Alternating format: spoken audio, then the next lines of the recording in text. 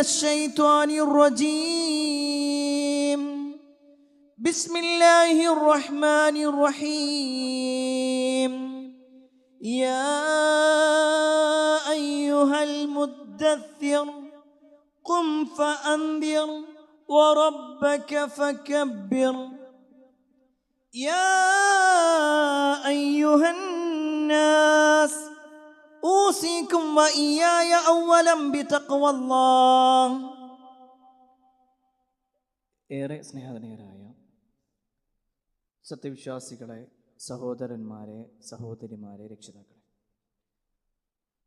അള്ളാഹുവിൻ്റെ വിധിവിലക്കൽ അനുസരിച്ചുകൊണ്ടും പ്രവാചകൻ സല്ലല്ലാഹു അലൈഹി വസല്ലമയുടെ ജീവിതചര്യ പിൻപറ്റിക്കൊണ്ടും ജീവിക്കണമേ എന്ന് ആദ്യമായി എന്നോടും തുടർന്ന് നിങ്ങൾ ഓരോരുത്തരോടും ഉണർത്തുകയാണ്, വസിയ്യത്ത് ചെയ്യുകയാണ്.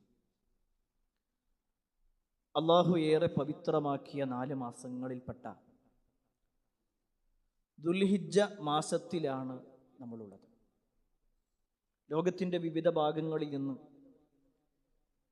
പരിശുദ്ധമാക്കപ്പെട്ട ഹജ്ജ് കർമ്മം നിർവഹിക്കുവാനായി ലക്ഷക്കണക്കിന് ആളുകൾ പരിശുദ്ധ മക്കയിലേക്ക് എത്തിക്കൊണ്ടിരിക്കുകയാണ്. അള്ളാഹു എല്ലാവർക്കും അവർ ചെയ്യുന്ന കർമ്മങ്ങൾ നാളെ പരലോകത്ത് ഉപകാരപ്പെടുന്ന രൂപത്തിലേക്ക് സ്വീകരിക്കുന്ന അമലാക്കി മാറ്റുമാറാവട്ടെ. നമ്മുടെ പരിചയത്തിലും നമ്മുടെ കുടുംബത്തിലുമൊക്കെയായി ഒരുപാട് ആളുകൾ ഹജ്ജിന് വേണ്ടി പുറപ്പെട്ടിട്ടുണ്ട്. അള്ളാഹു അവരുടെ എല്ലാം യാത്ര കബൂലാക്കുമാറാവട്ടെ. പ്രിയപ്പെട്ടവരെ, ദുൽഹിജ്ജ മാസം എന്ന് പറയുമ്പോൾ അത് ഹജ്ജിൻ്റെ മാസമാണ് എന്നതോടൊപ്പം ഹജ്ജ് ചെയ്യാൻ ഭാഗ്യം ലഭിക്കാത്ത ആളുകൾക്കും ഒട്ടേറെ നന്മകൾ ചെയ്യാനുള്ള മാസം കൂടിയാണ്.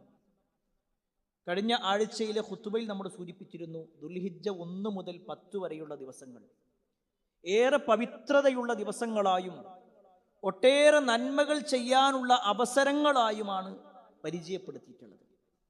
അതിൽ ധാരാളമായി നമസ്കരിക്കുവാനും കഴിയുന്ന ആളുകളൊക്കെ സുന്നത്ത് നോമ്പെടുക്കുവാനും എന്തെല്ലാം നന്മകൾ നമുക്ക് ചെയ്യാനുണ്ടോ അതെല്ലാം ചെയ്യാനുള്ള അവസരമാണ് ദുൽഹിജ്ജയിലെ ഈ ദിവസങ്ങളിലൂടെ നമുക്കുള്ളത്. അതിൽ ഏറെ പ്രാധാന്യമർഹിക്കുന്ന ഒരു വിഷയമാണ് തക്ബീർ ചൊല്ലുക എന്നുള്ളത്. ദുൽഹിജ്ജ 1 മുതൽ തക്ബീറുകൾ രഹസ്യമായും പരസ്യമായും ഒക്കെ ധാരാളമായി ചൊല്ലാൻ വേണ്ടി പഠിപ്പിക്കപ്പെട്ടിട്ടുണ്ട്. ഒരു പക്ഷേ തക്ബീറിനെ കുറിച്ച് പറയുമ്പോൾ അത് 2 പെരുന്നാളുകളിലേക്ക് മാത്രമാണ് ആളുകൾ അതിൻ്റെ മഹത്വം ഉൾക്കൊണ്ട് പറയാറുള്ളത് എന്നതൊരു യാഥാർത്ഥ്യമാണ്. എന്നാൽ സത്യത്തിൽ എന്താണ് തക്ബീർ? നമ്മൾ അല്ലാഹു അക്ബർ എന്ന് പറയുമ്പോൾ ആ ഒരു തക്ബീർ ധ്വനിയിലൂടെ എന്താണ് നമ്മൾ സമർത്ഥിക്കുന്നത്, അതിൽ എന്തെല്ലാം വിഷയങ്ങൾ നമ്മൾ മനസ്സിലാക്കേണ്ടതുണ്ട് എന്നത് ഒരു വിശ്വാസി എന്ന നിലക്ക് നമ്മൾ ശ്രദ്ധിക്കേണ്ട കാര്യമാണ്. പ്രത്യേകിച്ച് നബി സല്ലല്ലാഹു അലൈഹി വസല്ലമക്ക് ആദ്യമായി വിശുദ്ധ ഖുർആനിന്റെ ആയത്ത് ഇറക്കപ്പെടുന്നത് ഇഖ്റ ബിസ്മി റബ്ബിക്കല്ലദീ ഖലഖ് എന്ന് തുടങ്ങുന്ന ആ ഒരു സൂറത്തിലെ ആദ്യത്തെ 5 ആയത്തുകൾ. എന്നാൽ പിന്നീട് റസൂലുള്ളാഹി സ്വല്ലല്ലാഹു അലൈഹി വസല്ലമക്ക് കൽപ്പനയായി ചെയ്യണമെന്ന് പറഞ്ഞുകൊണ്ട് ചില നിയമങ്ങൾ പറയുന്നുണ്ട്. പിന്നീട് സൂറത്തു ഇഖ്റ ബിസ്മി റബ്ബിയുടെ ബാക്കിയല്ല, അല്ലെങ്കിൽ ആദ്യത്തെ 5 ആയത്തിന്റെ ബാക്കിയല്ല ഇറങ്ങുന്നത്. പിന്നെ അല്ലാഹു വിശുദ്ധ ഖുർആനിലൂടെ അവതരിപ്പിക്കുന്നത് യാ അയ്യുഹൽ മുദ്ദസ്സിർ ഖും ഫഅൻദിർ വറബ്ബക ഫകബ്ബിർ. യാ അയ്യുഹൽ മുദ്ദസ്സിർ, അല്ലയോ പുതപ്പിട്ട് മൂടിക്കിടക്കുന്നവനെ, ഖും ഫഅൻദിർ, നീ എഴുന്നേൽക്ക്, ജനങ്ങൾക്ക് താക്കീത് നൽക്. വറബ്ബക ഫകബ്ബിർ, നിന്റെ രക്ഷിതാവിനെ നീ മഹത്വപ്പെടുത്തുകയും ചെയ്യ്. നീ തക്ബീർ ചൊല്ല് ധാരാളമായി കൊണ്ട് അള്ളാനെ മഹത്വപ്പെടുത്താനുള്ള ഒരു അവസരമാണ് ശരിക്ക് തക്ബീർ എന്നതുകൊണ്ട് ഉദ്ദേശിക്കുന്നത്. പ്രിയപ്പെട്ടവരെ, എന്താണ് തക്ബീർ, ആരാണ് അക്ബർ? ഈ 2 വാക്കുകളും നമ്മൾ ധാരാളം മനസ്സിലാക്കേണ്ട ഒരു വിഷയമാണ്. കേവലം അല്ലാഹു അക്ബർ എന്ന് പ്രയോഗിക്കലല്ല. അക്ബർ എന്ന പദം ഇസ്മു തഫ്ളീൽ എന്നതിന് പറയാം. മറ്റെന്തിനേക്കാളും വലിയ ഒരു സ്ഥാനം. അല്ലാഹു അക്ബർ ആണെന്ന് പറയുമ്പോൾ കബീറായി, വലുതായി നമ്മൾ എന്തെല്ലാം കാണുന്നുണ്ടോ അതിനേക്കാളെല്ലാം മഹത്വവും അതിനേക്കാളെല്ലാം ഉയർച്ചയും റബ്ബിന്റെ കാര്യത്തിലുണ്ട്. ആ ഒരു ബോധ്യപ്പെടൽ, മറ്റെന്തിനേക്കാളും എൻ്റെ റബ്ബാണ് എനിക്ക് വലുത്, എൻ്റെ റബ്ബിനോളം എനിക്ക് മഹത്തരമായി ഞാൻ കാണുന്ന മറ്റൊന്നുമില്ല. അതാണ് ശരിക്ക് അല്ലാഹു അക്ബർ എന്ന ആ ഒരു പ്രയോഗത്തിലൂടെയുള്ളത്. ഇവിടെ നമ്മൾ മനസ്സിലാക്കേണ്ടത് അല്ലാഹു അക്ബർ എന്ന് പറയുന്ന സന്ദർഭങ്ങൾ മാത്രം പരിശോധിച്ചാൽ, അത് പ്രത്യേകം ചൊല്ലാനായി പരിചയപ്പെടുത്തിയ സന്ദർഭങ്ങൾ മാത്രം പരിശോധിച്ചാൽ മനസ്സിലാക്കാൻ പറ്റും അള്ളാഹുവിൻ്റെ ഗാംഭീര്യത്തെക്കുറിച്ച്, അള്ളാഹുവിൻ്റെ മഹത്വവുമായി ബന്ധപ്പെട്ടുകൊണ്ട്. അതിൽ ഒന്നാമത്തെ ഭാഗമാണല്ലോ ശരിക്ക് ബാങ്ക് വിളിക്കുക എന്നത്. നമസ്കാരവുമായി ബന്ധപ്പെട്ടുകൊണ്ടുള്ള ഏറ്റവും പ്രധാനപ്പെട്ട കാര്യം. ഒരു ബാങ്കാവണമെങ്കിൽ അതിൽ തുടക്കത്തിൽ തന്നെ അല്ലാഹു അക്ബർ എന്ന് തന്നെ വിളിക്കണം. വേറെ ഏത് വാക്ക് വിളിച്ചാലും അത് ബാങ്കല്ല. ഒരു ഇഖാമത്ത് പൂർണ്ണമാവണമെങ്കിൽ അതിന്റെ തുടക്കം അല്ലാഹു അക്ബർ എന്ന് തന്നെയാവണം. എന്തിനാണ് സത്യത്തിൽ ഇത്രയും ഉച്ചത്തിൽ അല്ലാഹു അക്ബർ എന്ന് വിളിക്കുന്നത്? ഒരു മനുഷ്യനെ സംബന്ധിച്ചിടത്തോളം ആ ബാങ്ക് വിളി കേൾക്കുമ്പോൾ അവൻ ഏതൊരു കാര്യം ചെയ്യുന്ന ആളാണെങ്കിലും ശരി, ആ കാര്യം അവിടെ നിർത്തിക്കൊണ്ട് അവൻ അള്ളാഹുവിന്റെ വിളിക്ക് ഉത്തരം നൽകണം. അല്ലാഹു അക്ബർ, അല്ലാഹു അക്ബർ എന്ന് പറഞ്ഞിട്ട് അതിനുശേഷം പറയുന്ന വാചകങ്ങളിൽ പെട്ടതാണ് ഹയ്യ അലസ്സലാഹ്, ഹയ്യ അലസ്സലാഹ്, നമസ്കാരത്തിലേക്ക് വാ, നമസ്കാരത്തിലേക്ക് വാ. ഹയ്യ അലൽ ഫലാഹ്, വിജയത്തിലേക്ക് വാ, വിജയത്തിലേക്ക് വാ. ആ ഒരു വാക്ക് വിളിക്കുമ്പോ അവൻ ജോലി ചെയ്യുന്ന ആളാണോ എങ്കിൽ അവന്റെ ജോലി അവിടെ നിർത്തണം. കാരണം അല്ലാഹു അക്ബർ എന്ന് വിളിച്ചിട്ടുണ്ടെങ്കിൽ പിന്നെ അതിനപ്പുറത്തേക്ക് എനിക്ക് വേറൊന്നുമില്ല. എന്റെ ജോലിയേക്കാൾ എനിക്ക് പ്രധാനം അല്ലാഹുവാണ്. എന്റെ പഠനത്തിനേക്കാൾ എനിക്ക് പ്രധാനം അല്ലാഹുവാണ്. ഞാൻ ഉറങ്ങുകയാണെങ്കിൽ എന്റെ ഉറക്കത്തിനേക്കാൾ പ്രധാനം അല്ലാഹുവാണ്. അതാണ് അല്ലാഹു അക്ബർ. നമ്മുടെ ഇസ്ലാമിക ചരിത്രം വായിച്ചു നോക്കുമ്പോൾ തുടക്കത്തിൽ നിസ്കാരം നിർബന്ധമാക്കപ്പെട്ടു എങ്കിലും ഇങ്ങനെ ഒരു അദാൻ ബാങ്കിനെ കുറിച്ചുണ്ടായിരുന്നില്ല. ഓരോരുത്തരും ഇങ്ങനെ ഒരു സമയമായിട്ട് ആ സമയമാകും അങ്ങനെ വന്ന് നിസ്കരിച്ചു പോകുന്ന രൂപ. പിന്നീട് മദീനയിലേക്ക് വന്നു. മദീനയിലേക്ക് വന്ന സമയത്ത് തുടക്കത്തിൽ ഉണ്ടായിരുന്നത് ഒരു പ്രത്യേകം ഒരു വിളി എന്നുള്ള നിലക്ക് മാത്രം. അസ്സലാത്തു ജാമിഅ, അസ്സലാത്തു ജാമിഅ, എല്ലാവരും സംഗമിക്കാൻ വേണ്ടി വരും, ഒരുമിക്കാൻ വേണ്ടി വരൂ, നമസ്കാരത്തിലേക്ക് വരൂ എന്നുള്ള പ്രയോഗം മാത്രമേ ഉണ്ടായിരുന്നു. അങ്ങനെ സ്വഹാബിമാർക്കിടയിൽ ഒരു ചർച്ച നടന്നു. ഇമാം ബുഖാരി ധരിക്കുന്ന ഹദീസിൽ ഒരുപാട് ഹദീസ് ഗ്രന്ഥങ്ങളിൽ പറയുന്ന ഒരു സംഭവമാണ്. സ്വഹാബിമാർക്കിടയിൽ ചർച്ച, നമ്മൾ നിസ്കാരത്തിനൊരു ടൈമും അതിങ്ങനെ വിളിക്കാൻ വേണ്ടിയിട്ട് എന്തെങ്കിലുമൊക്കെ ഒരു കാര്യം വേണം. അല്ലെങ്കിൽ എല്ലാവർക്കും ഇത് കൃത്യമായിട്ട് അറിയാൻ പറ്റുന്നില്ല, പല ആളുകൾക്കും ജമാഅത്ത് കിട്ടുന്നില്ല. അപ്പൊ ചില ആളുകൾ പറഞ്ഞു, നമുക്കൊരു കാര്യം ചെയ്യാം, മറ്റു ഇതര മതത്തിൽപ്പെട്ട ആളുകൾ ചെയ്യുന്നത് പോലെ ഒരു മണി കെട്ടി തൂക്കാം. എന്നിട്ട് അതിങ്ങനെ അടിക്കുന്ന സമയത്ത് ആ ശബ്ദം കേട്ടിട്ടെല്ലാവർക്കും വരാം. അപ്പൊ വേറെ ചില ആൾക്കാർ, അതല്ല, നമുക്ക് വലിയ കൊമ്പ് വെക്കാം, എന്നിട്ട് ഇങ്ങനെ വിളിക്കുന്ന രൂപത്തിൽ വല്ലാത്ത ഒരു ശബ്ദത്തിൽ വിളിക്കാം. അപ്പൊ ആളുകൾ വന്നു. വേറെ ചില ആളുകൾ പറഞ്ഞു, നമുക്ക് ആ മലന്റെ മുകളിൽ തീ കത്തിക്കാം. ആ തീ കാണുമ്പോൾ എല്ലാവരും പള്ളിയിലേക്ക് വന്നു. ചർച്ചകൾ ഒരുപാട് നടന്നു, എവിടെ എത്തിയില്ല. അങ്ങനെ എല്ലാവരും പിരിഞ്ഞുപോയി. ഹദീസിൽ കാണുവാൻ സാധിക്കും, മഹാനായ അബ്ദുല്ലാഹി ഇബ്നു സൈദ് റളിയല്ലാഹു അൻഹു വീട്ടിലെത്തി. അദ്ദേഹം രാത്രി ഉറങ്ങാൻ കിടന്നു. ആ ഉറക്കത്തിൽ അദ്ദേഹം ഒരു സ്വപ്നം കാണും. ആ സ്വപ്നത്തിലുള്ളത് ഒരു മനുഷ്യൻ ആ സ്വപ്നത്തിൽ അബ്ദുല്ലാഹി ഇബ്നു സൈദ് റളിയല്ലാഹു അൻഹുവിന്റെ അടുക്കൽ വന്നു. ആ വ്യക്തിയോടുള്ള സംസാരത്തിൽ അബ്ദുല്ലാഹി ഇബ്നു സൈദ് റളിയല്ലാഹു അൻഹു തങ്ങളുടെ ആവശ്യവും പറഞ്ഞു. അയാളുടെ കയ്യിലുള്ള ഒരു മണിയോ മറ്റോ കണ്ടപ്പോൾ അത് ഞങ്ങൾക്ക് തരുമോന്ന് ചോദിച്ചു. എന്തിനാന്ന് ചോദിച്ചപ്പോൾ ഞങ്ങൾക്ക് ഇങ്ങനെ സമയത്തിന് നമസ്കാരത്തിന് സമയം അറിയിക്കാൻ വേണ്ടിയിട്ടാണ്. അപ്പൊ ആ സ്വപ്നത്തിലുള്ള വ്യക്തി പറഞ്ഞു, നിങ്ങൾക്ക് അതിനേക്കാൾ ഉത്തമമായ ഒരു കാര്യം ഞങ്ങൾക്ക് പറഞ്ഞുതരാം. നിങ്ങളിങ്ങനെ സമയമാകുമ്പോൾ അല്ലാഹു അക്ബർ, അല്ലാഹു അക്ബർ എന്നിങ്ങനെ വിളിച്ചാൽ മതി. ആ വാക്കുകൾ ഓരോന്നും പറഞ്ഞു കൊടുത്തു. കുറച്ച് മാറി നിന്നുകൊണ്ട് ഇഖാമത്തിന്റെ വാക്കുകളും പറഞ്ഞു കൊടുത്തു. രാവിലെ ആയപ്പോൾ അബ്ദുല്ലാഹി ഇബ്നു സൈദ് റളിയല്ലാഹു അൻഹു ഉറക്കമുണർന്ന് നേരെ നബി സല്ലല്ലാഹു അലൈഹി വസല്ലമയുടെ അടുത്തേക്ക് വരിക. എന്നിട്ട് പ്രവാചകൻ സല്ലല്ലാഹു അലൈഹി വസല്ലമയോട് പറഞ്ഞു, അല്ലാഹുവിന്റെ റസൂലേ, ഞാൻ ഇങ്ങനെ ഒരു സ്വപ്നം കണ്ടു. ആ വ്യക്തി എനിക്ക് ഇന്ന രൂപങ്ങളൊക്കെ പറഞ്ഞു തന്നു. റസൂലുള്ളാഹി സ്വല്ലല്ലാഹു അലൈഹി വസല്ലം പറഞ്ഞു, തീർച്ചയായും അത് വഹയുമായി ബന്ധപ്പെട്ടുകൊണ്ടുള്ളത് തന്നെയാണ്. നിങ്ങളൊരു കാര്യം ചെയ്യും, ആ വാക്ക് ബിലാലിന് പറഞ്ഞു കൊടുക്കുന്നു. ബിലാൽ റളിയല്ലാഹു അൻഹു കുറച്ചുകൂടി ശബ്ദമുള്ള ആളായിരുന്നു. അങ്ങനെ അബ്ദുല്ലാഹി ഇബ്നു സൈദ് റളിയല്ലാഹു അൻഹു ആ വാക്കുകൾ ഓരോന്നും ബിലാലിന് പറഞ്ഞു കൊടുത്തു.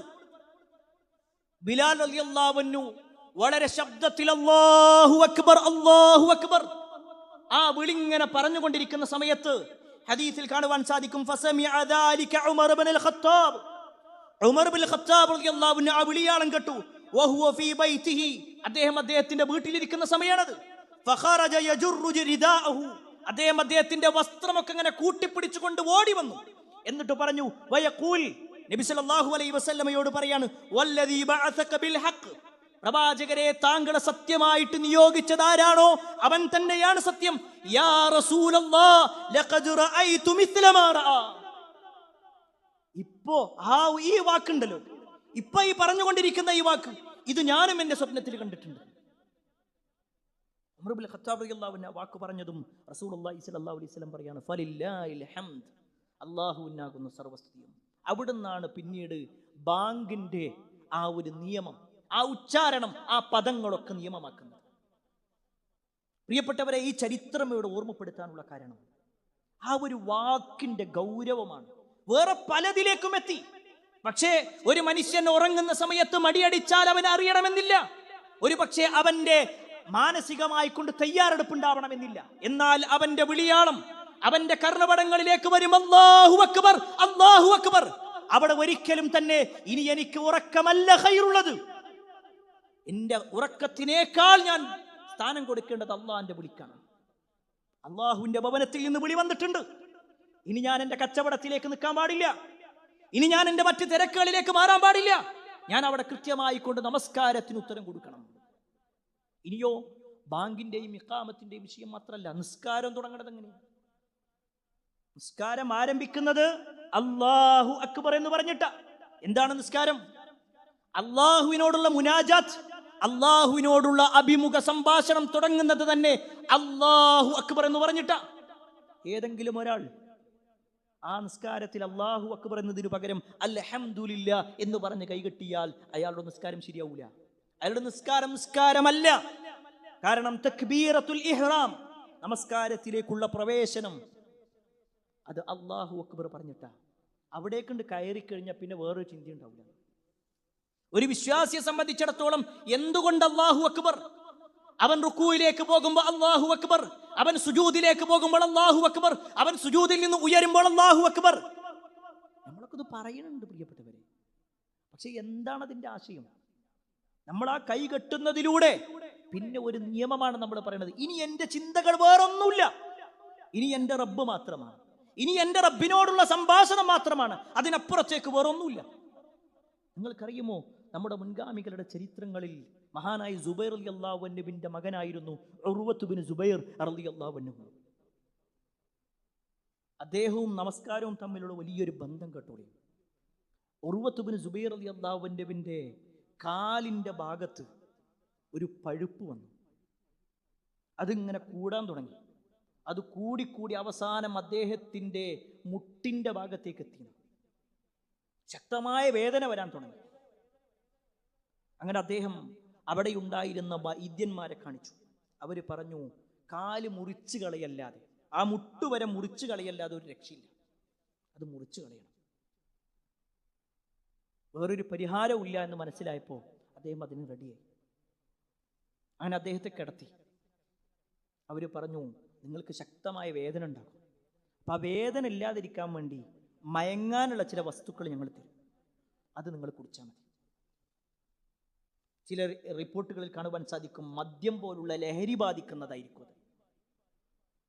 ഉർവത്ത് ബിൻ സുബൈർ റളിയല്ലാഹു അൻഹു ആ സമയത്ത് പറയുന്ന ഒരു വാചകമുണ്ടല്ല, വല്ലാഹി മാ കുൻതു അദുന്നു അന്ന അഹദൻ യശ്റബു ശറാബൻ യുസീലു അഖ്ലുഹു ഹത്താ ലാ യഅരിഫു റബ്ബഹു. എൻ്റെ റബ്ബിനെ അറിയാത്ത രൂപത്തിൽ, എൻ്റെ മനസ്സ് മരവിച്ചു പോകുന്ന രൂപത്തിൽ, എൻ്റെ മനസ്സിലേക്ക് ലഹരി വരുന്ന രൂപത്തിൽ, എനിക്ക് പറയുന്നത് തിരിച്ചറിയാൻ കഴിയാത്ത രൂപത്തിൽ മറഞ്ഞു പോകുക എന്നുള്ളത്, ബുദ്ധി മറക്കുക എന്നുള്ളത് ഒരിക്കലും ഞാൻ സമ്മതിക്കില്ല. അപ്പൊ വൈദ്യന്മാര് പറഞ്ഞു, പിന്നെന്താ ചെയ്യാ, പിന്നെന്ത് ചെയ്യും? ആ സമയത്ത് അദ്ദേഹം പറയാണ്, വലാകിൻ, പക്ഷെ ഞാൻ ഒരു കാര്യം ചെയ്യാം, ഞാനൊന്ന് വുദു എടുത്തു വരട്ടെ. ഉർവത്ത് ബിൻ സുബൈർ റളിയല്ലാഹു അൻഹു വുദു എടുത്തു വന്നു. എന്നിട്ട് അദ്ദേഹം പറയാണ്, ഇദാ ദഖൽതു ഫിസ്സലാ ഫഖ്തഊഹാ, ഞാൻ നിസ്കാരത്തിലേക്ക് കയറിയാൽ, ഞാൻ നിസ്കരിക്കാൻ വേണ്ടി തുടങ്ങിയാലേ, ഞാൻ സുജൂദിലേക്കൊക്കെ പോകുമ്പോൾ നിങ്ങളൊരു കാര്യം ചെയ്താൽ മതി, എൻ്റെ കാലിനെ മുറിച്ച് കളഞ്ഞു, എനിക്ക് വേദന ഉണ്ടാവില്ല. കാരണം ഫഇന്നി ലാ അഹ്സു ബിദാലിക്, ആ സമയത്ത് എനിക്ക് വേറെ ഒരു ചിന്തയുണ്ടാവില്ല, വേറെ ഒന്നും എൻ്റെ മനസ്സിലേക്ക് കയറി വരില്ല. സുബ്ഹാനല്ലാഹ്. പ്രിയപ്പെട്ടവരെ, നമ്മുടെ മുൻഗാമികളുടെ ജീവിതം അത് നമ്മളൊന്ന് ആലോചിച്ച് നോക്കി. നമ്മൾ നിസ്കരിക്കുന്നുണ്ട്, ഇന്ന് സുബഹ് നമസ്കരിച്ചു, ഇന്നലെ ഇശാ നമസ്കരിച്ചു, ഇനിയും നമസ്കരിക്കാനുള്ളവരാണ്. പക്ഷേ തക്ബീർ കെട്ടിക്കഴിഞ്ഞാൽ പിന്നെ ചിന്തകളോട് ചിന്തകളാണ്, ദുനിയാവിനെ കുറിച്ചുള്ള അതിയായ ആഗ്രഹങ്ങൾ. ഈ പറയപ്പെട്ട ഉർവത്ത് ബിൻ സുബൈർ റളിയല്ലാഹു അൻഹുവിനെ പോലുള്ള മുൻഗാമികളുടെ കൂടെ സ്വർഗത്തിലെത്തണമെന്നാണ് നമ്മൾ ആഗ്രഹിക്കുന്നത്. പക്ഷേ നമുക്ക് അല്ലാഹു അക്ബർ എന്ന് പറയുമ്പോൾ അല്ലാഹുവാണ് വലിയവൻ എന്ന് പറഞ്ഞിട്ട് നമ്മൾ നമസ്കാരത്തിലേക്ക് കയറിയാൽ ആ ഒരു വാക്കിനോട് നീതി പുലർത്താൻ നമുക്ക് കഴിയുന്നുണ്ട്. അതല്ല, ആ തക്ബീർ കെട്ടിയിട്ട് പിന്നെയും ദുനിയാവാണ് നമുക്ക് വലുത്, മക്കളാണ് വലുത്, അവരുടെ പഠനമാണ് വലുത്, ഭാര്യയാണ് വലുത്, കുടുംബമാണ് വലുത്, കച്ചവടമാണ് വലുത്. ഈ ഒരു നിലക്ക് നമ്മൾ മാറിക്കൊണ്ടിരിക്കുന്നു. പ്രിയപ്പെട്ടവരെ, അല്ലാഹു അക്ബർ പറയേണ്ട മറ്റൊരു സന്ദർഭം നമസ്കാരത്തിന് ശേഷമാണ്. നബി സല്ലല്ലാഹു അലൈഹി വസല്ലം പ്രത്യേകം എടുത്തു പറഞ്ഞു, നമസ്കാരത്തിന് ശേഷമുള്ള ദിക്റുകളിൽ അല്ലാഹു അക്ബർ എന്നുള്ളത് 33 തവണ ചൊല്ലാൻ. അതുപോലെ തന്നെ രാത്രി കിടക്കുന്നതിന് മുമ്പ് 34 തവണ അല്ലാഹു അക്ബർ പറയാൻ. എന്തിനേറെ, ഹജ്ജിന് വേണ്ടി പുറപ്പെട്ട ആളുകളുണ്ട്, ഒരു പക്ഷേ ഉംറ ചെയ്ത ആളുകളും ഇക്കൂട്ടത്തിൽ ഉണ്ടാകും. അവിടെയും അല്ലാഹു അക്ബർ അല്ലാഹു അക്ബർ. തവാഫ് ആരംഭിക്കുന്ന സമയത്ത് കഅബയുടെ ഭാഗത്തേക്ക് ഇങ്ങനെ ആ ഒരു ഹജറുൽ അസ്വദിന്റെ ഭാഗത്തേക്ക് കൈകൾ ചൂണ്ടിക്കണ്ട് അല്ലാഹു അക്ബർ പറച്ചിലാണ്. തവാഫ് ചെയ്യാൻ വേണ്ടി അറഫയിലേക്ക് കയറുമ്പോൾ അല്ലാഹു അക്ബർ പറഞ്ഞിട്ടൊക്കെയുണ്ട്. ഇങ്ങനെ നോക്കിക്കഴിഞ്ഞാൽ ഒരുപാട് രംഗങ്ങൾ, ഒരുപാട് കാര്യങ്ങൾ ഈ ഒരു പദത്തിനെ ബോധ്യപ്പെടുത്തുന്ന രൂപത്തിൽ ഒരുപാട് ആരാധനാക്രമങ്ങൾ നമുക്ക് കാണുവാൻ സാധിക്കും. രണ്ടാമത്തെ ഒരു വിഷയം, പ്രിയപ്പെട്ടവരെ, ആരാധനകളുമായിട്ടല്ലാതെയും അല്ലാഹു അക്ബർ എന്ന ആ തക്ബീറിന്റെ ധ്വനി ഇസ്ലാം പരിചയപ്പെടുത്തിയിട്ടുണ്ട്. അതിലേറ്റവും പ്രധാനപ്പെട്ടതാണ്, ഒരു വിശ്വാസിക്ക് സന്തോഷം ഉണ്ടാകും, അയാൾ അതിൻ്റെ ക്രെഡിറ്റാണ്, അതിൻ്റെ ഇന്ന അധ്വാനമാണെന്നല്ല, മറിച്ച് അല്ലാഹു അക്ബർ. ഏറ്റവും വലിയ സന്തോഷം ഉണ്ടാകുന്ന സമയത്തൊക്കെ അവർ പറയേണ്ട ഒരു വാക്കാണ് അല്ലാഹു അക്ബർ. ഇസ്ലാമിക ചരിത്രത്തിൽ മദീനയിലെ മുസ്ലിമീങ്ങൾ ഒന്നടങ്കം ഒരുമിച്ച് അല്ലാഹു അക്ബർ എന്ന് പറഞ്ഞ ഒരു രംഗം ഉണ്ടായിട്ടുണ്ട്. മുസ്ലിമീങ്ങൾ മക്കയിൽ നിന്ന് മദീനയിലേക്ക് ഹിജ്റ വന്നു. മദീനയിലേക്ക് ഹിജ്റ വന്നപ്പോൾ ആ മദീനയിലുള്ള വലിയൊരു വിഭാഗമായിരുന്നു ജൂതന്മാരായ ആളുകൾ. ദിവസങ്ങൾ കഴിഞ്ഞിട്ടും മുസ്ലിമീങ്ങളിൽ ആർക്കും തന്നെ മക്കളില്ലാത്തൊരവസ്ഥ. അപ്പൊ ജൂതന്മാർ പറയാൻ തുടങ്ങി, ഞങ്ങൾ നിങ്ങൾക്കെതിരെ സിഹിർ ചെയ്തിട്ടുണ്ട്, നിങ്ങൾക്കെതിരെ പല കൂടോത്രങ്ങളും ഞങ്ങൾ ചെയ്തിട്ടുണ്ട്, അതുകൊണ്ട് ഇനി നിങ്ങൾക്ക് മക്കൾ ഉണ്ടാവില്ല, അങ്ങനെ നിങ്ങൾ ഇല്ലാതായി പോകും. അതിങ്ങനെ രഹസ്യമായും പരസ്യമായും അവരിങ്ങനെ പറയാൻ തുടങ്ങി. മുസ്ലിമീങ്ങളിൽ വലിയ ഒരു ബേജാറുണ്ടായി, എന്താണ് ഇതിന്റെ അവസ്ഥ? അതിനിടയിലാണ് മഹാനായ അബൂബക്കർ സിദ്ദീഖ് റളിയല്ലാഹു അൻഹുവിന്റെ മകൾ അസ്മാ റളിയല്ലാഹു അൻഹ, ആയിഷ ബീവിയുടെ താത്തയാണ്. അസ്മാ റളിയല്ലാഹു അൻഹ ഒരു കുട്ടിയെ പ്രസവിക്കണം. മഹാനായ അബ്ദുല്ലാഹി ഇബ്നു സുബൈർ റളിയല്ലാഹു അൻഹു ആ കുട്ടി ജനിച്ചു എന്ന വാർത്ത കേട്ടതും സഹാബത്ത് ഒന്നടങ്കം അല്ലാഹു അക്ബർ എന്ന് ഒരുമിച്ച് പറഞ്ഞു. കാരണം ആരൊക്കെ തങ്ങൾക്കെതിരെ എന്തെല്ലാം ചെയ്താലും ശരി, അല്ലാഹുവിനോടും വലുതായിട്ട് വേറൊന്നുമില്ല. ആ ഒരു വാക്ക്, പ്രിയപ്പെട്ടവരെ, നമുക്ക് പറയാൻ കഴിയണമെന്നുണ്ടെങ്കിൽ നമ്മുടെ ജീവിതത്തിൽ നമ്മൾ റബ്ബിനോട് അത്രത്തോളം ബന്ധം ഉണ്ടാക്കിയിട്ടുണ്ടാവും. ആ ബോധമല്ലാത്തത് കൊണ്ടാണ് ആരെങ്കിലും എന്തെങ്കിലും ചെയ്തു എന്ന് പറയുമ്പോഴേക്ക് നമ്മൾ നിരാശപ്പെടുന്നത്, നമ്മുടെ കച്ചവടം മുടങ്ങുമ്പോഴേക്ക് നമുക്ക് പ്രയാസമുണ്ടാകുന്നത്, നമ്മുടെ വീട് പടി അവിടെ നിൽക്കുമ്പോഴേക്ക് നമുക്ക് ബുദ്ധിമുട്ട് തോന്നുന്നത്. അപ്പോഴൊക്കെ ഇങ്ങനെ പല ആളുകളും വന്നിട്ട് പറയും, ഇന്നാളായിരിക്കും, മറ്റാൾ നോട്ടമിട്ടിട്ടുണ്ടായിരുന്നു, ഇന്നാൾ പറഞ്ഞിട്ടുണ്ടായിരുന്നു, പലതും. അല്ലാഹു അക്ബർ എന്ന് പറയുന്ന ഒരു വിശ്വാസിക്ക് എന്തിനാ ടെൻഷൻ? ആ ഒരു വാക്ക് മനസ്സറിഞ്ഞ് പറയുകയാണെങ്കിൽ, എന്റെ ജീവിതത്തിൽ അല്ലാഹ് വിധിച്ചതല്ലാത്ത മറ്റൊന്നും എനിക്ക് വരാനില്ല, അല്ലാഹു വിധിച്ചത് തടുക്കാൻ ഒരാൾക്കും കഴിയൂല. അതല്ലേ ശരിക്കും ബോധ്യം. അവിടെയാണ് ആ നാട്ടിലുള്ള 3 ഖൗമുണ്ടായിരുന്നു, 3 സമൂഹം, 3 ഗോത്രക്കാർ, ബനു ഖൈനുഖാ, ബനു ഖുറൈള, ബനു നദീർ. ഈ 3 വിഭാഗങ്ങൾ മുസ്ലിമീങ്ങൾക്കെതിരെ പറഞ്ഞിട്ടുണ്ട്. അവർ ഒരുപാട് പ്രശ്നങ്ങൾ നടത്തുകയും ചെയ്തിട്ടുണ്ട്. പക്ഷെ അതിനേക്കാൾ വലുത് അള്ളാന്റെ തീരുമാനമാണ്, അള്ളാന്റെ തീരുമാനമാണ്. അവിടെയാണ് പ്രിയപ്പെട്ടവരെ, നമ്മുടെ ജീവിതത്തിൽ സന്തോഷം വരുന്നുണ്ടോ, അതിന്റെ കഴിവാണെന്ന് പറയല്ല, അതിന്റെ പ്രത്യേകമായ ഇടപെടലാണെന്ന് പറയല്ല, അത് ഇന്ന ഒരു വ്യക്തിയുടെ ഒരു പ്രത്യേക സഹായമാണല്ല, റബ്ബിന്റെ കഴിവാണ്. അൽഹംദുലില്ലാഹ്, അല്ലാഹു അക്ബർ, അല്ലാഹു അക്ബർ, അല്ലാഹു ആണ് എനിക്ക് താങ്ങുന്നത്. ഇനി പ്രിയപ്പെട്ടവരെ, എന്ത് വിജയം വരുമ്പോഴും നമ്മുടെ ജീവിതത്തിൽ എന്തെല്ലാം വിജയങ്ങളും സഹായങ്ങളും നമ്മൾ പ്രതീക്ഷിക്കുന്നുണ്ടോ എങ്കിൽ അത് കിട്ടുന്ന സമയത്ത് പറയേണ്ടത് അല്ലാഹു അക്ബർ. നിങ്ങൾക്കറിയുമല്ലോ, ഇസ്ലാമിക ചരിത്രത്തിൽ മക്ക വിജയം എന്ന് പറയുന്ന ഒരു സംഭവമുണ്ട്.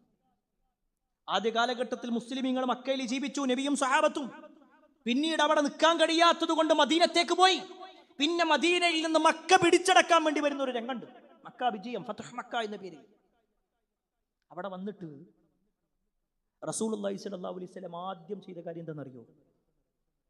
ഈ കഅബയുടെ പരിസരത്തുണ്ടായിരുന്ന 300 ചില്ലാനും വരുന്ന ബിംബങ്ങൾ റസൂലുള്ളാഹി സ്വല്ലല്ലാഹു അലൈഹി വസല്ലമയുടെ കയ്യിലുണ്ടായിരുന്ന ഒരു വടി കൊണ്ട് പ്രവാചകർ അതിങ്ങനെ നീക്കം ചെയ്തുകൊണ്ടിരുന്നു.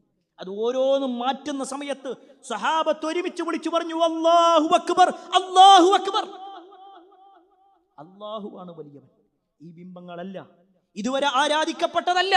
അല്ലാഹുവിനോളം മഹത്തരമായ മറ്റൊന്നുമില്ല. അത് കേവലം ആ ഒരു സമയത്ത് മാത്രമല്ല.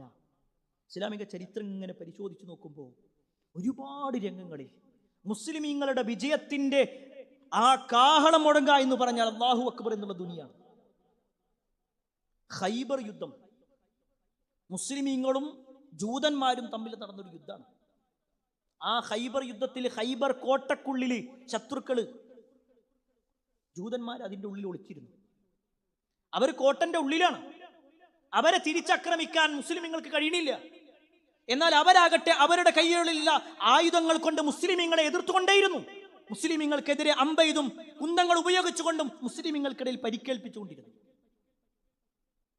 ഹദീസിൽ കാണുവാൻ സാധിക്കും. അത് കഴിഞ്ഞിട്ട് 3 ദിവസം കഴിഞ്ഞപ്പോൾ അലി റളിയല്ലാഹു അൻഹു ഇടപെടുന്നുണ്ട്. റസൂലുള്ളാഹി സ്വല്ലല്ലാഹു അലൈഹി വസല്ലം പറയുന്നുണ്ട് ഒരു വാചകം, ഞാൻ ഇസ്ലാമിന്റെ പതാക ഒരാളുടെ കയ്യിൽ കൊടുക്കും, അദ്ദേഹം അള്ളാഹനെ ഇഷ്ടപ്പെടുന്ന ആളാണ്, അള്ളാഹും റസൂലും അദ്ദേഹത്തെ ഇഷ്ടപ്പെടുന്നുണ്ട്, അദ്ദേഹം ആകട്ടെ അള്ളാഹിനെയും റസൂലിനെയും ഇഷ്ടപ്പെടുന്നുണ്ട്, പരസ്പരം അങ്ങോട്ടും ഇങ്ങോട്ടും ഇഷ്ടമുണ്ട്. പല സ്വഹാബത്തും പറയാണ്, ഞങ്ങൾ ആരും അധികാരം ആഗ്രഹിച്ചിട്ടില്ല, പക്ഷേ നബി സല്ലല്ലാഹു അലൈഹി വസല്ലം ആ വാക്ക് പറഞ്ഞപ്പോൾ, അള്ളാഹു റസൂൽ ഇഷ്ടപ്പെടുന്ന ആളാണെന്ന് പറഞ്ഞപ്പോൾ അത് ഞങ്ങളായിരുന്നെങ്കിൽ എന്ന് എല്ലാവരും ആഗ്രഹിച്ചു. പക്ഷേ റസൂലുള്ളാഹി സ്വല്ലല്ലാഹു അലൈഹി വസല്ലം വിളിച്ചത് ഐന അലി, അലി എവിടെ? അലി റളിയല്ലാഹു അൻഹു വന്നു. അദ്ദേഹത്തിന് കണ്ണിന് അസുഖം ബാധിച്ചിരിക്കുന്നു. പ്രവാചകൻ സല്ലല്ലാഹു അലൈഹി വസല്ലമ തന്റെ ഉമിനീര് കൊണ്ട് ആ കണ്ണിലുള്ള അസുഖം ശമനമാക്കി കൊടുത്തു, അള്ളാഹുവിന്റെ അനുവാദപ്രകാരം. അത് കഴിഞ്ഞിട്ട് അലി റളിയല്ലാഹു അൻഹു വരികയാണ് ഖൈബർ കോട്ടയുടെ മുന്നിലേക്ക്. ഒരു വലിയ മതിലായിരുന്നു, അത് വലിയ ഒരു കോട്ടയായിരുന്നു.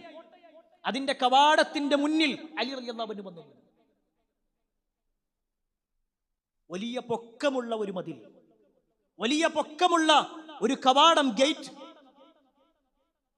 അലി റളിയല്ലാഹു അൻഹു ചരിത്രത്തിൽ കാണുവാൻ സാധിക്കും, അലി റളിയല്ലാഹു അൻഹു അല്ലാഹു അക്ബർ എന്ന് പറഞ്ഞുകൊണ്ട് ശക്തമായി അതിലേക്ക് തള്ളി. ആ ഒരു കവാടം മറിഞ്ഞു വീണു. ചരിത്രത്തിൽ കാണുവാൻ സാധിക്കും, 7ഉം 8ഉം ആളുകൾ ഒരുമിച്ച് പൊക്കിയാൽ പൊക്കാൻ കഴിയാത്ത രൂപത്തിൽ അത്രയും കനമുള്ളതായിരുന്നു അത്രയത്. പല ആളുകളും ചോദിച്ചു അലി റളിയല്ലാഹു അൻഹുവിനോട്, അലി, നിങ്ങൾക്ക് എങ്ങനെയാണ് അത്രയും കരുത്ത് കിട്ടിയത്? നിങ്ങൾക്ക് എങ്ങനെയാണ് ആ ശക്തി കിട്ടിയത്? ആ സമയത്ത് അലി റളിയല്ലാഹു അൻഹു പറയാണ്, വല്ലാഹി മാ ഖലഅതു ബാബ ഖൈർ ബിഖുവത്തിൻ ജസദിയ. അല്ലാഹുവാണ് സത്യം, എന്റെ കയ്യിന്റെ കരുത്തുകൊണ്ടല്ല ആ ഖൈബറിന്റെ കവാടം ഞാൻ തകർത്തിട്ടുള്ളത്, വലാകിൻ ബിഖുവത്തിൻ റബ്ബാനിയ, എന്റെ റബ്ബിന്റെ കഴിവ് കൊണ്ട്, അല്ലാഹു അക്ബർ എന്ന ആ വാക്കിന്റെ മഹത്വം കൊണ്ടാണ്. അവിടെയാണ് നമ്മൾ പരിശോധിക്കേണ്ടത്. മുസ്ലിമീങ്ങൾ ഇങ്ങനെ തകർന്ന് തരിപ്പണമായി കൊണ്ടിരിക്കുന്നു, മുസ്ലിമീങ്ങൾ പ്രയാസപ്പെട്ടുകൊണ്ടിരിക്കുന്നു എന്ന് പറയുമ്പോൾ ഏതെങ്കിലും ഒരു രംഗത്ത് ഒരു പ്രയാസം വരുന്ന സമയത്ത് അല്ലാഹു അക്ബർ എന്ന് മനസ്സറിഞ്ഞ് ഉച്ചരിക്കാൻ, ധൈര്യപൂർവം പറയാൻ, എന്റെ ജീവിതത്തിലെ ഏത് പ്രതിസന്ധിയിലും എന്നെ സംരക്ഷിക്കാൻ എന്റെ റബ്ബുണ്ട് എന്ന് പറയാൻ നമുക്ക് കഴിഞ്ഞിട്ടുണ്ട്. അത് കേവലം അലി റളിയല്ലാഹു അൻഹുവിന്റെ വിഷയത്തിൽ മാത്രമല്ല, മറ്റുള്ള സഹാബത്തിന്റെ ചരിത്രത്തിൽ നമുക്ക് കാണുവാൻ സാധിക്കും. ഇസ്ലാമിക ചരിത്രത്തിൽ വളരെ സുപ്രധാനമായ ഒരു സ്ഥാനമാണ് ബറാ ഇബ്നു മാലിക് റളിയല്ലാഹു അൻഹുവിനുള്ളത്. അനസ് റളിയല്ലാഹു അൻഹുവിന്റെ സഹോദരനാണ് ബറാ.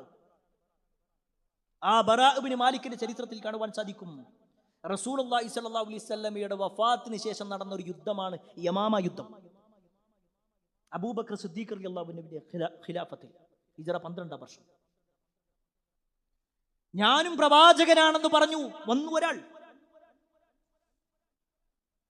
മുസൈലിമത്തുൽ കദ്ദാബ് എന്നയാളുടെ പേര്. അയാൾക്കെതിരെ റസൂലുള്ളാഹി സ്വല്ലല്ലാഹു അലൈഹി വസല്ലം ആദ്യം തന്നെ ഒരു സൈന്യത്തെ ഉദ്ദേശിച്ചിട്ടുണ്ടായിരുന്നു. പക്ഷെ അതിനിടയിൽ റസൂലുള്ളാഹി സ്വല്ലല്ലാഹു അലൈഹി വസല്ലം വഫാത്തായി. പിന്നീട് ആ ഒരു യുദ്ധത്തിനു വേണ്ടി പറഞ്ഞേക്കണം. ചരിത്രത്തിൽ കാണുവാൻ സാധിക്കും, അതിൽ പങ്കെടുത്ത ആളാണ് ബറാ ഇബ്നു മാലിക് റളിയല്ലാഹു അൻഹു. ബറാ റളിയല്ലാഹു അൻഹു ആ യമാമ യുദ്ധത്തിൽ. നേരത്തെ ഖൈബറിന്റെ ചരിത്രം പറഞ്ഞതുപോലെ തന്നെ യമാമയിലെ ഒരു തോട്ടത്തിലാണ് ഇയാൾ കൂടിയിരുന്നത്. വലിയ ഒരു ഈന്തപ്പനത്തോട്ടം, അത് മുഴുവനായി കവർ ചെയ്തിട്ടുണ്ട്.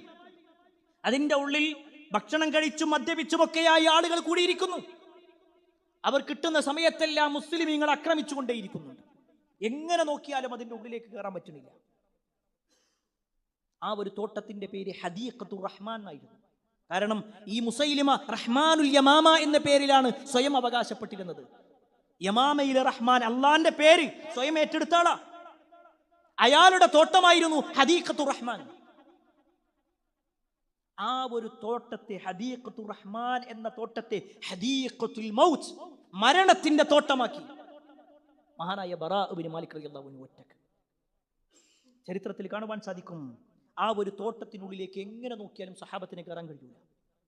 അതിൻ്റെ ഉള്ളിലേക്ക് കയറിയാലേ വാതിൽ തുറക്കാൻ കഴിയുള്ളൂ. ബറാ റളിയല്ലാഹു അൻഹു സഹാബത്തിനെ വിളിച്ചു കൂട്ടിയിട്ട് പറഞ്ഞു, ഞാനൊരു പരിചയുടെ മുകളിൽ കയറി നിൽക്കാം.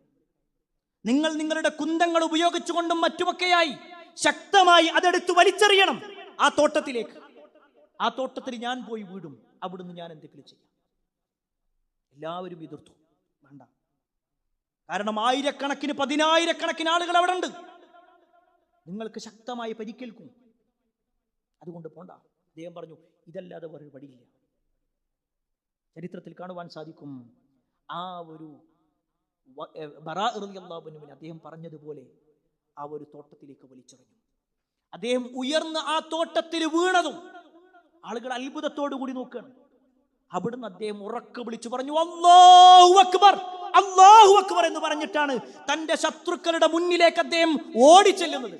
ആ ഒരു വാക്ക് കേട്ടതും ശത്രുക്കൾ ചിതറിപ്പോയി. ബറാ റളിയല്ലാഹു അൻഹു വേഗം ചെന്ന് അതിന്റെ കവാടം തുറന്നു. മുസ്ലിമീങ്ങൾ എല്ലാവരും ഉള്ളിലേക്ക് കയറി. ആ കള്ളപ്രവാചകന്റെ കൂട്ടാളികളായ ഒട്ടുമിക്ക ആളുകളെയും കൊലപ്പെടുത്താൻ കഴിഞ്ഞു.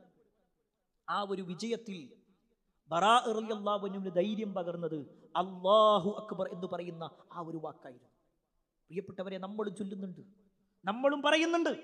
ആ അല്ലാഹു അക്ബർ എന്ന് പറയുന്ന, അല്ലാഹു ഏറ്റവും വലിയവരാണെന്ന് പറയുന്ന ആ ഒരു വാക്ക് നമ്മുടെ ജീവിതത്തിലേക്ക് നമ്മൾ കൊണ്ടുവരണം. എല്ലാ അർത്ഥത്തിലും. നിങ്ങൾക്കറിയുമല്ലോ, ഇപ്പോഴും മസ്ജിദുൽ അഖ്സ എന്നുള്ളത് മുസ്ലിമീങ്ങളുടെ കൈകളിൽ ഇല്ല എന്ന് തന്നെ പറയേണ്ടി വരും. ഒരു കാലത്ത് ഉമർ ഇബ്നു ഖത്താബ് റളിയല്ലാഹു അൻഹുവിന്റെ കാലത്ത് മസ്ജിദുൽ അഖ്സയും ജെറുസലേമും ഒക്കെ മുസ്ലിങ്ങളുടെ കയ്യിൽ കിട്ടി. പക്ഷേ പിന്നീട് വീണ്ടും കുരിശ് യുദ്ധക്കാരായ ആളുകൾ മസ്ജിദുൽ അഖ്സ പിടിച്ചെടുത്തു. ചരിത്രത്തിൽ കാണുവാൻ സാധിക്കും, 88 കൊല്ലം കുരിശിന്റെ പോരാളികളായിരുന്നു ആ മസ്ജിദുൽ അഖ്സയുടെ സേവകന്മാരായി നിന്നിരുന്നത്. അവരുടെ അടുത്തേക്ക് സുൽത്താൻ സലാഹുദ്ദീൻ അയ്യൂബി റഹിമഹുല്ലാ പുറപ്പെടുന്ന ഒരു രംഗം. അദ്ദേഹത്തിന്റെ കൂട്ടാളികളുമായിട്ടിറങ്ങി. വലിയ ഒരു സായുധ വിപ്ലവമൊന്നും നടന്നില്ല. ചില ഉപരോധങ്ങൾ ഏർപ്പെടുത്തിയപ്പോൾ തന്നെ അവര് മസ്ജിദുൽ അഖ്സ മുസ്ലിമുകൾക്ക് നൽകാൻ വേണ്ടി പറഞ്ഞു. സമ്മതിച്ചു. അങ്ങനെ മസ്ജിദുൽ അഖ്സ പിടിച്ചെടുത്ത്, ജെറൂസലേം പിടിച്ചെടുത്ത് മസ്ജിദുൽ അഖ്സയുടെ ഭാഗത്ത് കയറി സുജൂദ് ചെയ്തപ്പോ അദ്ദേഹത്തിന്റെ കൂടെ ഉണ്ടായിരുന്ന പലരും അവരുടെ കൈകളിലുള്ള ആയുധങ്ങൾ ഇങ്ങനെ ഉയർത്തിപ്പിടിച്ചു. സുൽത്താൻ സലാഹുദ്ദീൻ അയ്യൂബി പറയാണ്, താഴ്ത്തി അല്ലാഹു അക്ബർ പറയും. അല്ലാഹു അക്ബർ പറഞ്ഞ് അള്ളാന്റെ മുന്നിൽ സുജൂദ് ചെയ്യും. അതാ വേണ്ടത്. നമ്മുടെ കരുത്തല്ല, ആയുധത്തിന്റെ ബലമല്ല, മറിച്ച് അള്ളാഹുവിന്റെ സഹായമാണ്. പ്രിയപ്പെട്ടവരെ, നമുക്ക് പറയാൻ കഴിയും, നമ്മുടെ ജീവിതത്തിൽ പ്രയാസങ്ങൾ ഉണ്ടാകുന്ന സമയത്ത് എനിക്ക് അള്ളാന്റെ സഹായം വരും, കാരണം ഞാൻ അല്ലാഹു അക്ബർ എന്ന് മനസ്സറിഞ്ഞ് പറയുന്നവനാണ്. അത് പറയുമ്പോഴാണ് പ്രിയപ്പെട്ടവർ നമ്മളിങ്ങനെ തക്ബീർ ഇങ്ങനെ ചൊല്ലുന്നുണ്ട്. ഈ ദിവസങ്ങളിലും തക്ബീറുണ്ട്, പെരുന്നാളിന്റെ ദിവസത്തിലും തക്ബീറുണ്ട്. അത് കേവലം ഒരു അറബ് നടത്തുന്ന സമയത്ത് ബിസ്മില്ലാഹി അല്ലാഹു അക്ബർ എന്ന് പറയാൻ വേണ്ടി മാത്രമുള്ളതല്ല. അല്ലെങ്കിൽ പള്ളിയിലേക്ക് വരുന്ന സമയത്ത്, ഈദ്ഗാഹിലേക്ക് വരുന്ന സമയത്ത് അല്ലാഹു അക്ബർ അല്ലാഹു അക്ബർ അല്ലാഹു അക്ബർ എന്ന് പറയാൻ വേണ്ടിയല്ല, മറിച്ച് മനസ്സറിഞ്ഞുകൊണ്ട് എൻ്റെ ജീവിതത്തിൽ എന്ത് പ്രയാസങ്ങളുണ്ടെങ്കിലും അത് പരിഹരിച്ചു തരാൻ എൻ്റെ റബ്ബുണ്ട്, എൻ്റെ റബ്ബ് എനിക്ക് മതിയായവനാണ്. ആ ഒരു ചിന്തയോടുകൂടി ജീവിക്കാൻ ഞാനും നിങ്ങൾ പരിശ്രമിക്കുക. അതിന് അല്ലാഹു സുബ്ഹാനഹു വ തആല നമുക്ക് ഏവർക്കും തൗഫീഖ് നൽകുമാറാവട്ടെ. അൽഹംദുലില്ലാഹി റബ്ബിൽ ആലമീൻ വസ്സലാത്തു വസ്സലാമു അലാ റസൂലില്ലാഹ് വഅലാ ആലിഹി വഅസ്ഹാബിഹി അജ്മഈൻ. അമ്മാ ബഅദ്. പ്രിയപ്പെട്ട സഹോദരങ്ങളെ, സത്യവിശ്വാസികളെ, ദുൽഹിജ്ജ മാസത്തിലെ 9ാമത്തെ ദിവസം പ്രവാചകൻ സല്ലല്ലാഹു അലൈഹി വസല്ലം പ്രത്യേകമായ ഒരു സുന്നത്ത് നോമ്പ് പരിചയപ്പെടുത്തിയിട്ടുണ്ട്. ആ ഒരു സുന്നത്ത് നോമ്പിന്റെ പ്രത്യേകത ഹദീസിൽ കാണുവാൻ സാധിക്കും. സിയാമു യൗമ അറഫ, അറഫ ദിനത്തിലുള്ള ആ ഒരു നോമ്പ് എന്ന് പറഞ്ഞാൽ അഹ്തസിബു അലല്ലാഹ് അൻ യുകഫിറ സനതല്ലതി ഖബലഹു വസ്സനതല്ലതി ബഅദഹു, വരാനിരിക്കുന്ന ഒരു വർഷത്തെയും കഴിഞ്ഞുപോയ ഒരു വർഷത്തെയും പാപങ്ങൾ പുറത്തു കിട്ടുന്നതാണ്. ദുൽഹിജ്ജ മാസത്തിലെ 9ാമത്തെ ദിവസം, അന്നേ ദിവസം നോമ്പെടുത്താൽ 2 കൊല്ലം നമ്മുടെ ജീവിതത്തിൽ സംഭവിച്ചു പോയ പാപങ്ങളെല്ലാം പുറത്തു കിട്ടാനുള്ളതാണ്. അവിടെ പ്രത്യേകം നമ്മൾ മനസ്സിലാക്കണം, വൻ പാപങ്ങളുടെ വിഷയമല്ല ഇവിടെ പറയുന്നത്. ചെറുപാപങ്ങൾ, ചെറിയ ചെറിയ പാപങ്ങൾ, അത് തന്നെ വരാനിരിക്കുന്ന ഒരു കൊല്ലം എന്ന് പറയുമ്പോൾ ഒന്നുകിൽ അയാൾ ആ തെറ്റുകളിൽ നിന്ന് സുരക്ഷ നേടാനുള്ളൊരു വഴി അള്ളാഹു നൽകും. അതല്ലെങ്കിൽ അയാളുടെ ജീവിതത്തിൽ വല്ല പിഴവും സംഭവിച്ചാൽ തന്നെ അള്ളാഹു അത് തൗബ ചെയ്യാനുള്ളൊരു അവസരം അയാൾക്ക് കൊടുക്കും.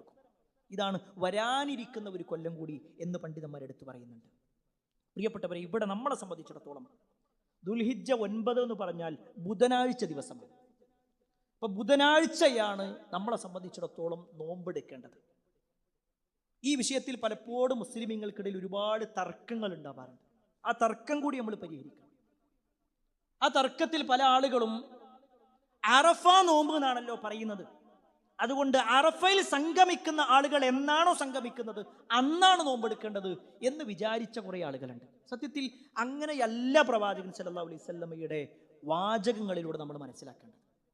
കാരണം അങ്ങനെയാണെങ്കിൽ അവർ അറഫയിൽ നിൽക്കുന്നതിന് മുമ്പേ നമ്മളിവിടെ നോമ്പ് തുടങ്ങിയിട്ടുണ്ട്.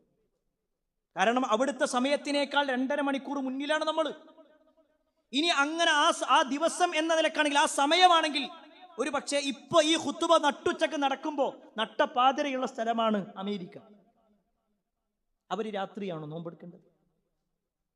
അവർക്ക് രാത്രിയാണോ നോമ്പുണ്ടാകുക? അവിടെ മനസ്സിലാക്കേണ്ട വിഷയം, ഏതൊരു നാട്ടിലും എന്നാണോ ദുൽഹിജ്ജ 9 വരുന്നത് അതാണ്. ദുൽഹിജ്ജ 9 ഏത് നാട്ടിൽ എന്ന് വരുന്നുണ്ടോ അന്നാണ് അവർ നോമ്പെടുക്കേണ്ടത്. ആ ഒരു കാര്യം നമ്മൾ പ്രത്യേകം മനസ്സിലാക്കണം. അതോടൊപ്പം പ്രിയപ്പെട്ടവരെ, പെരുന്നാൾ ദിവസം ഏറ്റവും പ്രധാനപ്പെട്ട ഒരു കാര്യമാണ് പെരുന്നാൾ നമസ്കാരം എന്നുള്ളത്.